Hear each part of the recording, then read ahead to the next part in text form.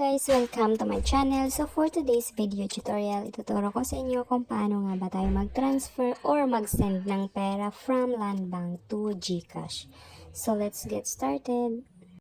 Una guys, syempre open nyo lang inyong Landbank application. Then kung na-open nyo na, as you can see may balance tayo dito na 23,000.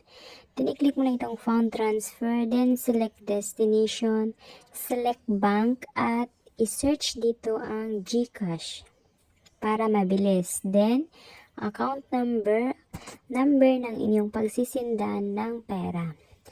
The next is receiver name. So, sa akin lang din to guys. So, dito sa receiver mobile number, optional lang naman to guys kahit wala na, at itong receiver mail din. Optional lang din. At dito, i-enter mo lang dito ang amount kung magkano yung ita-transfer ninyo. Then, I choose InstaPay guys para mabilis. Huwag nyong i-choose yung PesoNet dahil matagal yan. 3 to 5 days working ang bago dumating yung pera. Then, i-check mo lang itong box. Then, i-click ang confirm. So, may charge dito guys na 15 pesos pag 1,000 up na siya.